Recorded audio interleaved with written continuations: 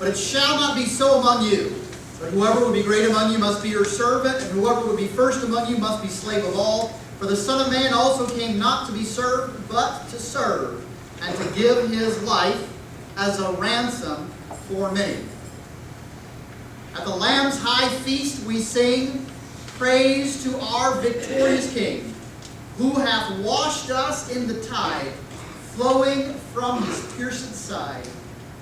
Praise we him, whose love divine gave his sacred blood for wine, gives his body for the feast, Christ the victim, Christ the priest. He is priest and he is victim. He is priest and he is ransom. He is priest and he is Lord. We are getting ready now to start several weeks where we will have our epistle readings from the letter to the Hebrews. Before those begin, I want us to start off on the same page.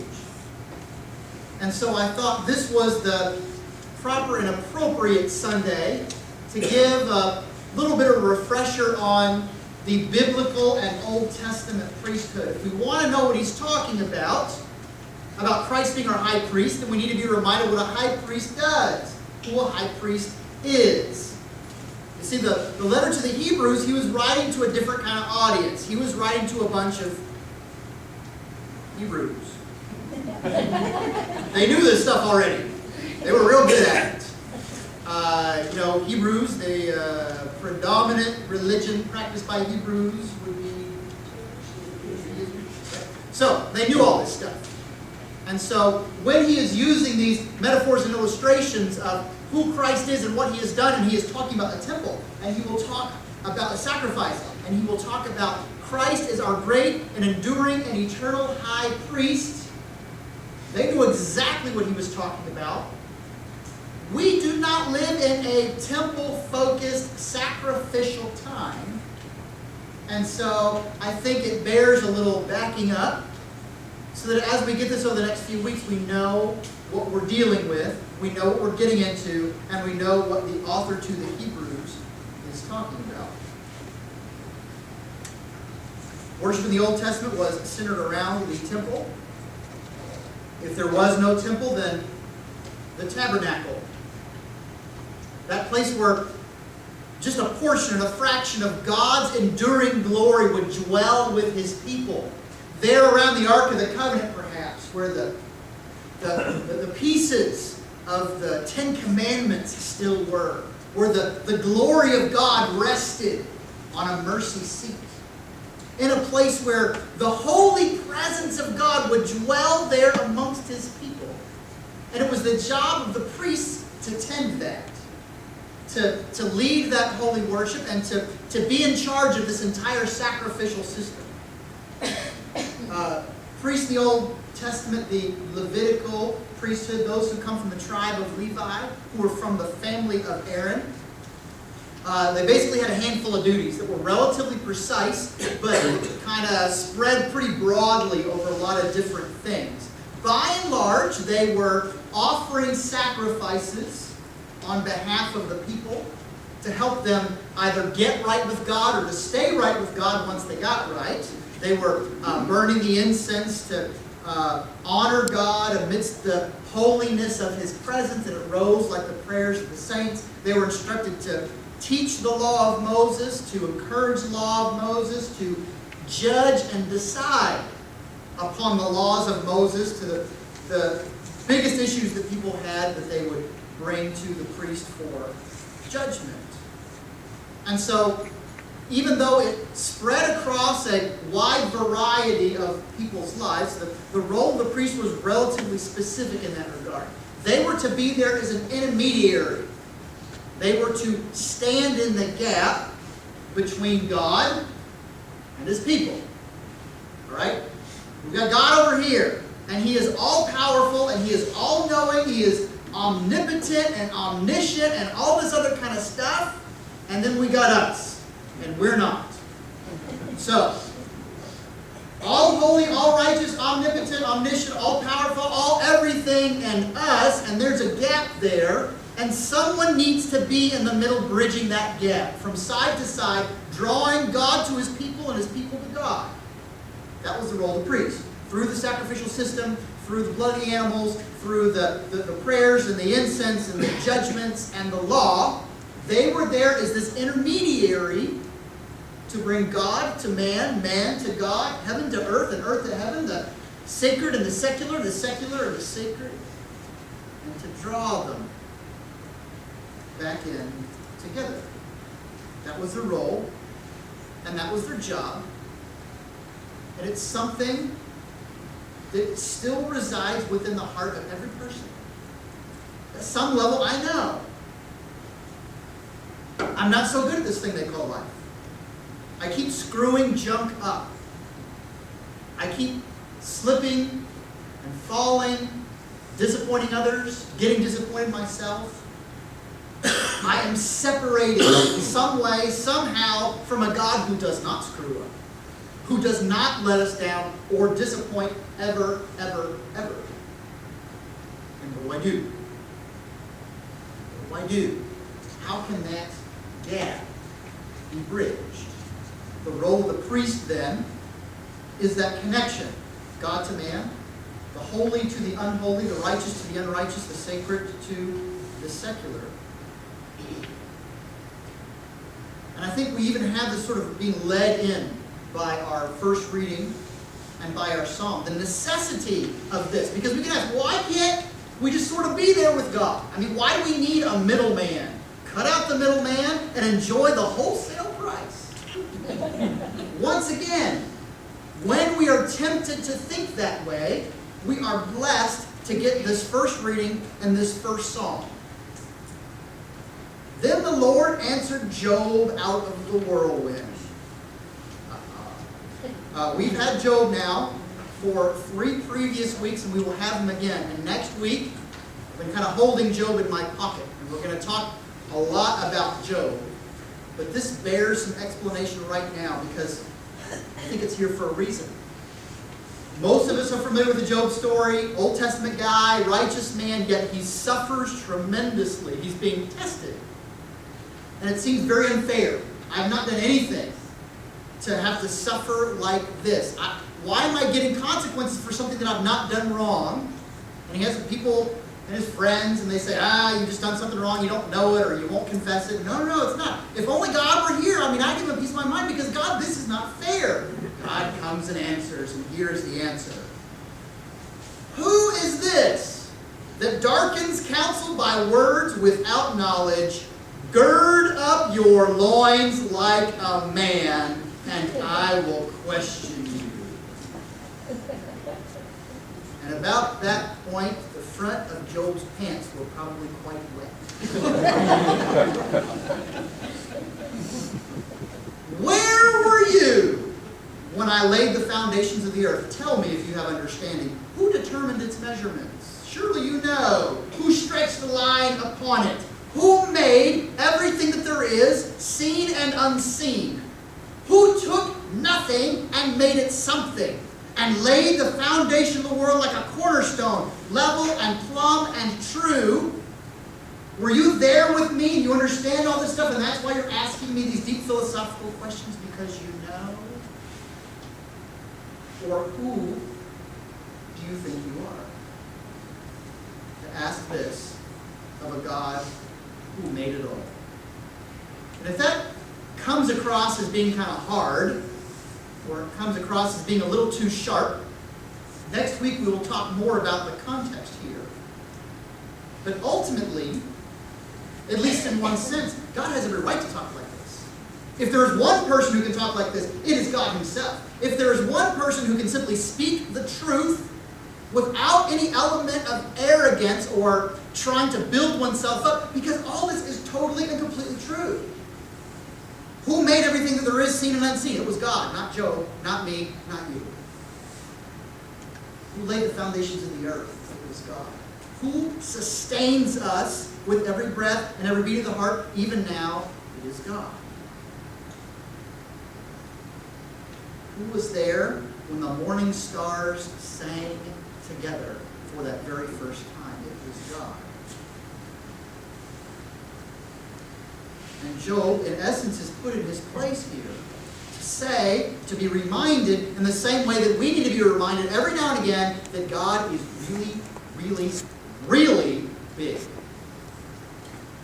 Way bigger than we are. Way, way, way bigger than we are.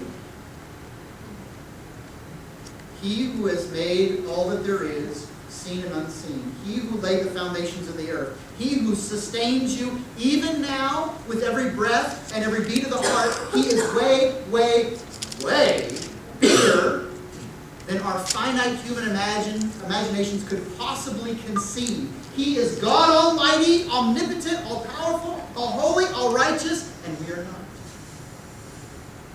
A gap exists, and every now and again we need to be reminded of that. Even our second reading where David is praising God. How is he praising God? He's praising God's might. He is praising God's majesty. He is praising God's power. David is the king, and God is way bigger than him. Bless the Lord, O my soul. Oh my God, how excellent is your greatness. You are clothed with majesty and splendor. You wrap yourself with light like a cloak and spread out the heavens like a curtain.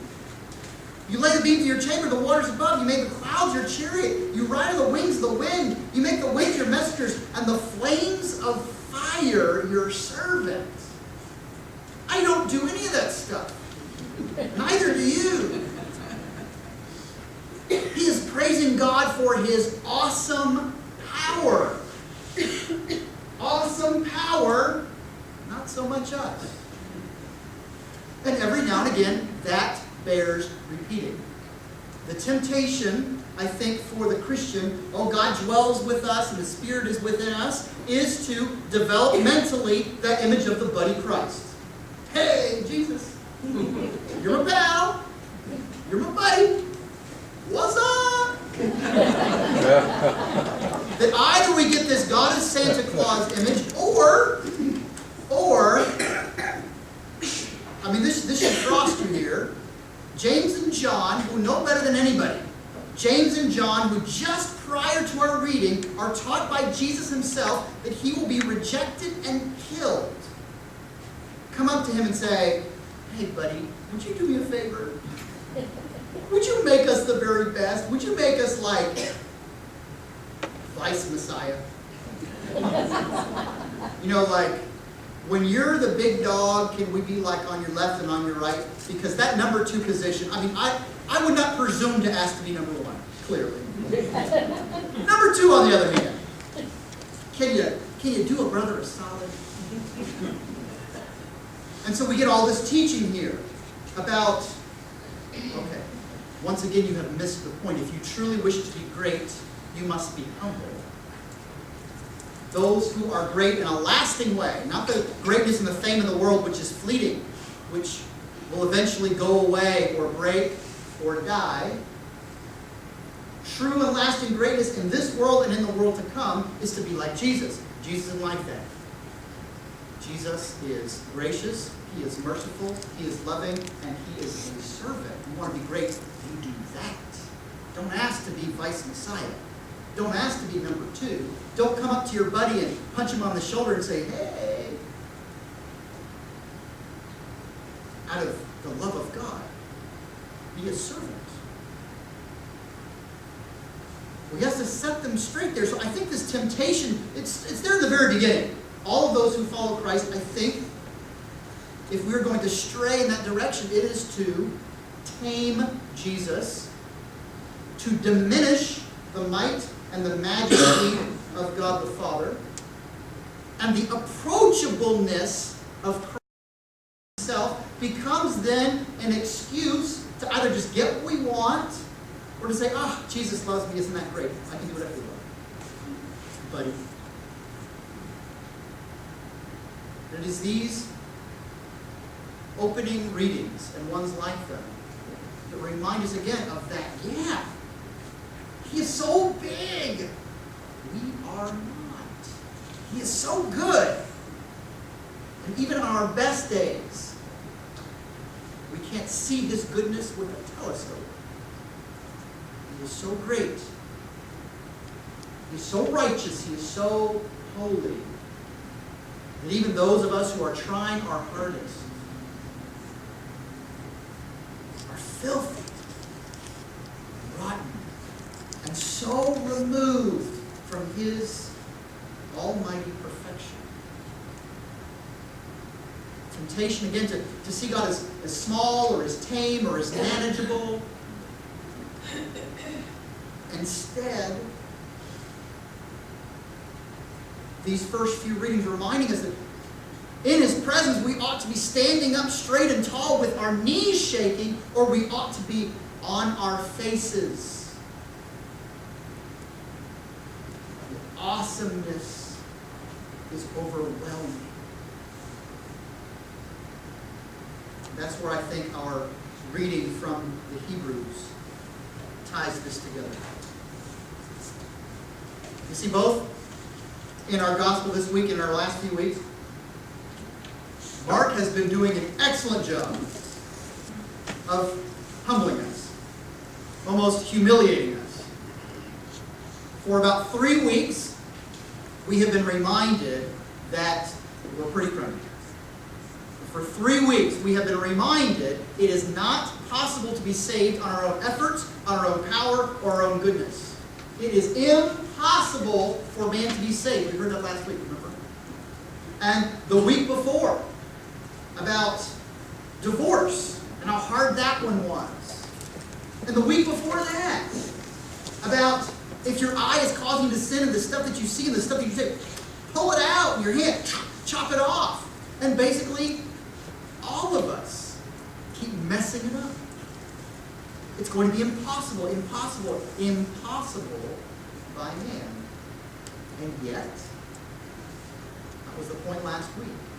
All things are possible with God.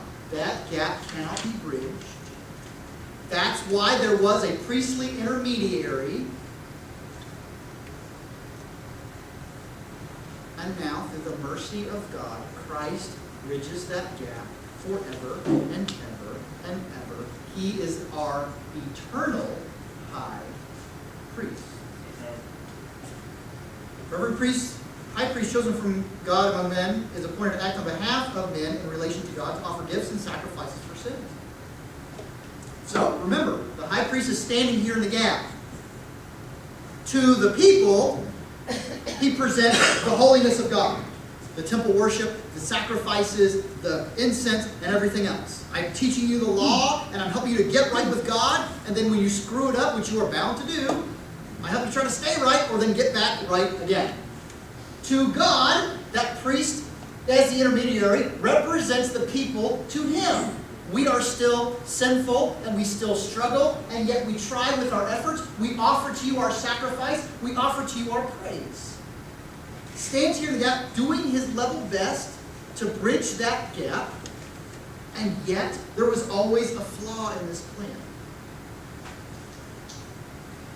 He could deal gently with the ignorant and wayward, since he himself is beset with weakness. Our intermediary, as good as he tries to be, still manages to be one of us.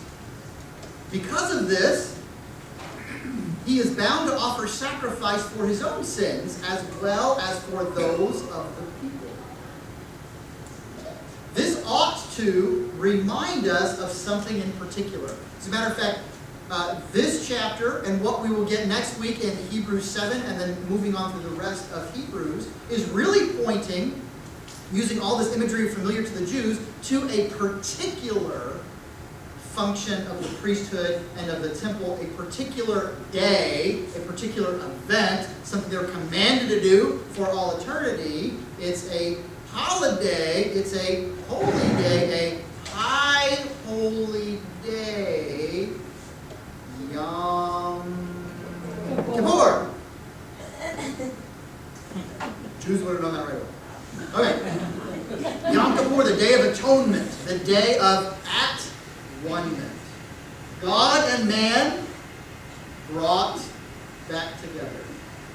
The holiness of God and the unholiness of man, reconciled and brought back. Sacrifices were made. Pretty much all of Leviticus 16 lays out in detail what is supposed to happen and the proper sacrifices that needed to be made once a year on Yom Kippur, the Day of Atonement. It just happened last month.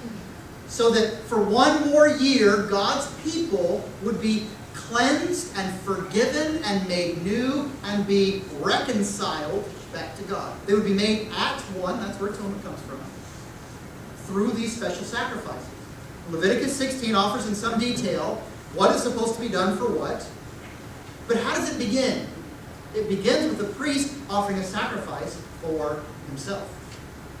He's the intermediary standing in the gap here. He is the one presenting the people to God and God to the people, but he is too dirty and too unclean on the inside to the out to stand in that gap on this most holy of days. He is not prepared in and of himself to help make the people one, so he has to offer a sacrifice so that he can be cleansed. And apparently all of this lasts for about a year, because there seems to be an expiration date on it, because you do it every year. Every year, you wash, rinse, and repeat.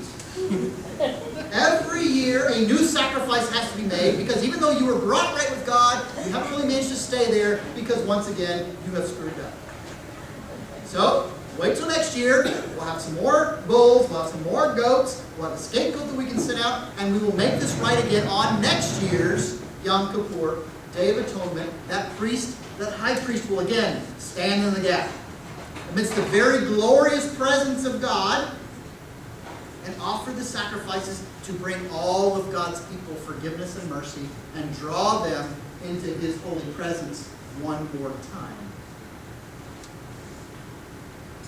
You note the flaw in the system, I'm assuming, that if the high priest who is standing in the gap is one of us, sinful, wicked, occasionally dumb, isn't that probably why this at-one-ment, this atonement only lasts for about a year and needs to be done again and again and again and again? That gap must be bridged. God to man and divine to humanity, the infinite to the finite, the sacred to the secular, the holy to the unholy, the righteous to the unrighteous. And our best efforts and our best attempt only last for the year. And it is God himself, God with us, Emmanuel, who brings us a lasting high priest with a singular, enduring, eternal sacrifice. No more bulls, no more goats, no more birds, just one lamb. It's the Lamb of God himself who lays down his life and bridges that gap for all eternity. Just one perfect sacrifice, and it endures forever and ever and ever. Once again, I think that one of the temptations of following the Lord, of receiving that grace and understanding that his Spirit might dwell within us, is that bringing him down to our level rather than having him raise us up to God's. We inadvertently perhaps, or maybe on purpose, diminish the grandeur of God because he seems so approachable. Humble Jesus, meek and mild. What a friend we have in Jesus. Those may be true, but they're missing something so critical. They're missing something so significant and so important and so essential. And we are reminded as we begin these next 7 weeks in Hebrews just what it took to bridge that gap forever. No more bulls, no more goats, no more birds, but one perfect high priest who does not need to cleanse himself first. One perfect high priest because God himself is our priest. God himself is the sacrifice. God himself bridges the gap that we just couldn't. Impossible for us, but everything is possible with God. Jesus, our great high priest, in the eternal order of Melchizedek. He has done what we could not do and fulfilled the role of the priest perfectly, completely, and eternally. What were they doing about making the sacrifices? What does Jesus do in his own life?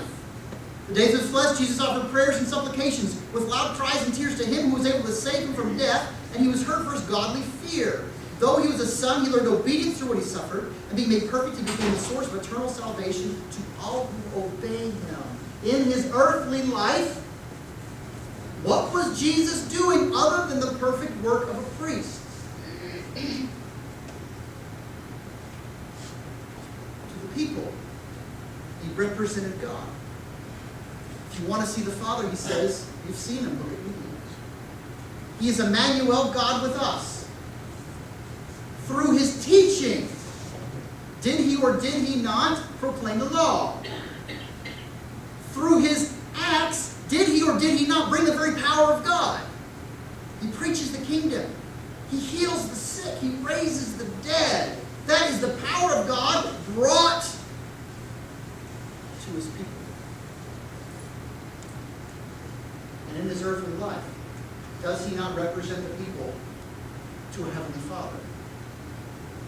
To be a man acquainted with sorrows and grief. To know what it's like to hunger, to thirst, and to hurt.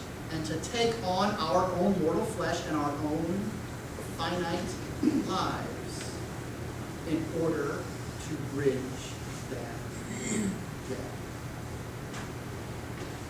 There are many illustrations, many ways to explain the gospel, many ways that we can go over this again and again and again. The letter to the Hebrews says, remember the sacrifices that you have always been so careful, so particular, so circumspect to follow, because Christ has fulfilled them on your behalf forever and ever and ever.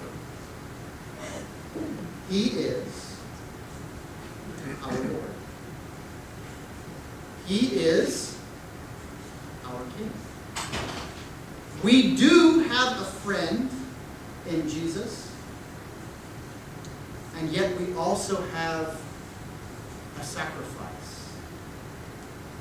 We also have someone to bridge that gap that we never could. In him, we have a great, an eternal, and an enduring high priest now and forever and forever and ever and ever.